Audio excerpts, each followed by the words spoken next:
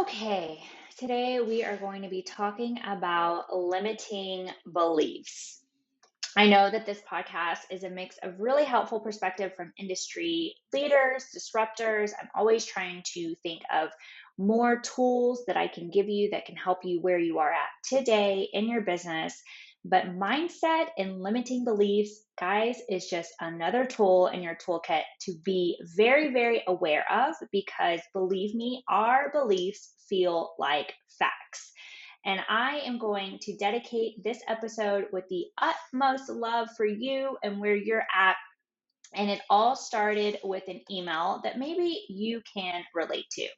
And it is Francesca, I am very interested in your method, but I live in a very big city.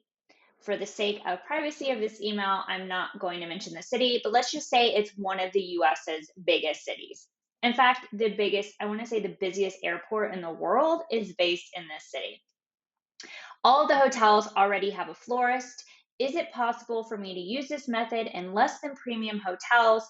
All the good ones are already taken. I can't compete with the big design firms in town. What do you think? So I am here to encourage you to grow and move past what box it is that you think that you belong in, because you wouldn't be on my email list, you wouldn't be listening to this podcast, you wouldn't be binging content on Instagram if you were really happy with the current box that you have found yourself in. So I simply replied, and I wanted to share this with you because I feel like this is such a valuable message for all of us. And I said, thanks so much for your email and insights. Now for some tough love. There are 3 limiting beliefs down below. 1, all the hotels already have a florist. That's a belief. That's not a fact. We don't know that. 2, all the good ones, hotels already taken. That's a belief. That's not a fact. We don't know if that's actually the case. And 3, I can't compete with the big design firms in town. But I guarantee you, if I asked you if you wanted to be a big design firm or the design firm in town, you would probably say yes. So all 3 of these, and when you say I can't, you're basically saying I won't. I won't compete with the big design firms in town. So I go on to say, I want you to know that none of these things are actually facts. So let me ask you this. 1, have you made a list of every hotel you'd want to work with? Do you know who their current florist is and when their contract expires? So if you feel like you currently have gone out and surveyed your market and you feel like all the hotels already have a florist, then I want to ask you these same questions. So do you have your hit list? Have you gone and checked out the people on your hit list? Then narrowed it down to the people you actually want to work with, which I call the victim list. Again, with the with the most love here. And by this point, do you know who their current florist is? And do you know when their contract expires? When I first moved to Houston and I was very, very serious about working with hotels, I knew every single hotel that had flowers. I knew every single hotel who had a florist, and I knew every single hotel who had a florist when their florist was out of their contract. Why? Because that is my job as a business owner and a leader and the designer that I say I want to be and grow into to continue doing this work. I need to know when these things, I need to know this information. Like, I'm not going to learn this through osmosis. The fairy godmother isn't going to give me this information. Like, that is my job to do the work. Or as I like to say, pick up the foot to kick ass. Now, the next questions I ask is, what makes the hotels good? And what is the data you have that backs up that, quote, these hotels are already taken? Have you looked at boutique hotels? Have you possibly looked at the restaurants inside the hotels? Is there a retail space that's managed from an outside partner that's within the hotel? Like, are there other ways to get in? And what deems these hotels as good and already taken? So ask yourself these same questions. If you feel like, you know what, Francesca, I would write an email like this, then I totally get it. And I'm just saying, contrary, let's flip the script and let's have a discussion about it. Now, number 3 is I can't compete with the big design firms in town. So I said, you are a leader because you are an entrepreneur. For some reason, when I start working with florists in this space, they instantly forget that they are a florist and that they are an entrepreneur. Somehow, hotel floral design, we are a rare species, and you have to reconform your way into this industry, reinvent yourself, learn a bunch of stuff that you quote unquote supposedly don't know. But honestly, guys, you have the toolkit. You already know about floristry. At the minimum, you love flowers. And most likely you're already a business owner. So you're an entrepreneur, which means you're a leader. Like, do not forget these things. These are your power. Do not give your power away. So telling ourselves that we can't compete is exactly what happens. We can't because we don't, because we won't, right?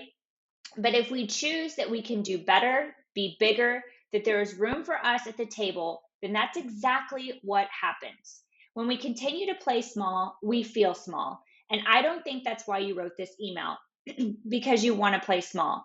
You wrote it because you know you're meant to do bigger things, and having the right guidance will get you there faster. I know, a little rough. I get it. But I would be doing you a disservice to give you a really fluffy response in return. Like, what am I supposed to say? Like, you're right. Who are you to think that you can compete with these design firms? You know what? Don't ever even think about this again, because this is totally outside your league. No, I'm here to encourage you that you're here to do big things. Like, nobody is here to play small. So if you have the desire to do this, I'm here to remind you that though it may be uncomfortable, it is not unsafe. And that's something a lot of times we mix together and we somehow wrap them together, is like, ooh, this doesn't feel good. This is dangerous.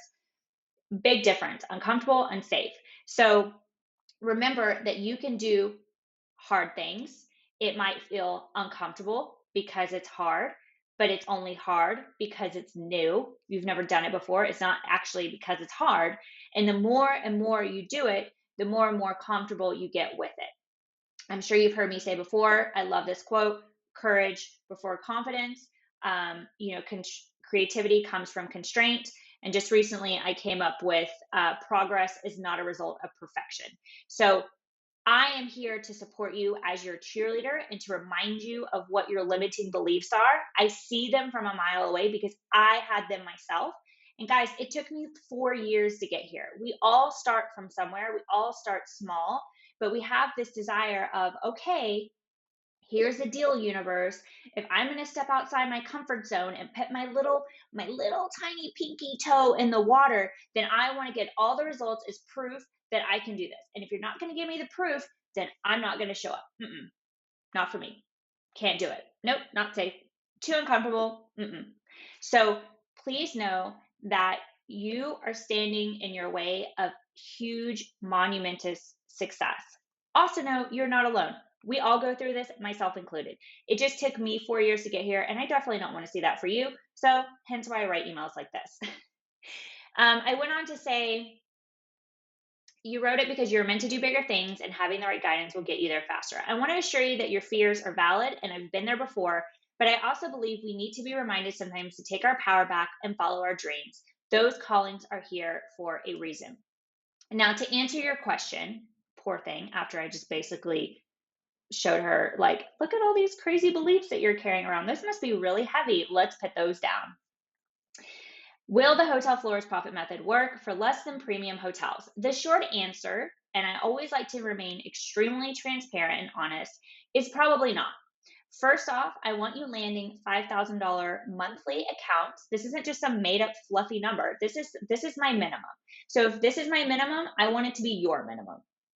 And the premium hotels are the ones who have the budget for this. However, this method not only works for hotels, but it also works for other corporate accounts. So that's something also to consider. So when you're first starting, you might get smaller accounts. I know for me, when I first started, I might have gotten a few, like 1,500 here, 2,000 here, 700 a week here, and it all adds up.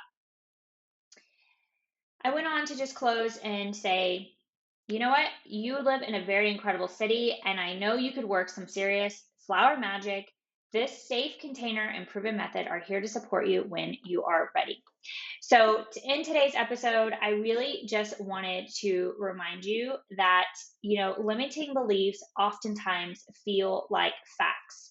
And the moment that we get challenged on them, it is all about how that person doesn't understand. Because those beliefs serve us. Those beliefs keep us safe because they keep us in the box of the known. But what happens is we get creative or we get curious. We're like, what's out there? There's there's people out there doing big stuff. They don't work that much. They make good money. I want to do that. Oh no, must stay in the box. But I'm really interested in what's happening out there. How do I get out there? So what happens is we get really curious and then our body freaks out and is like, Mayday, Mayday, let me tell you all the things that are possibly going to go wrong if you get outside the box. Let me remind you.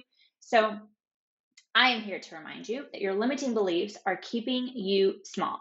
And if you feel like you don't have any limiting beliefs, awesome.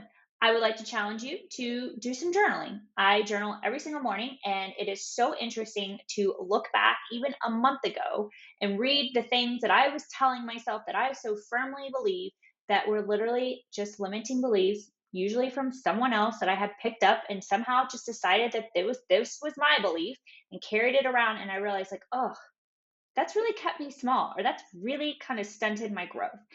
So I'm so passionate about this. I'm so passionate about you creating consistent $5,000 months so that you can stop depending on unstable wedding and event income. I hope that you have enjoyed this episode today. As a friendly reminder, tough love. I genuinely want to see you succeed to become the business owner, the leader, the floral designer, the artist that you desire to be. And I am always here for you. If you want to talk more about limiting beliefs, or if you're struggling with anything in particular, you can always reply to an email that I send you. Clearly, I reply to emails. Or you can drop me a DM. I'm not always in the DMs to remain extremely transparent, but Rachel always takes such amazing care of y'all. So yes, pop in. We have a Facebook group. You can reply to an email, pop it in the DM. I am here for you. I am here for your success. And I am here to remind you that limiting beliefs are keeping you small.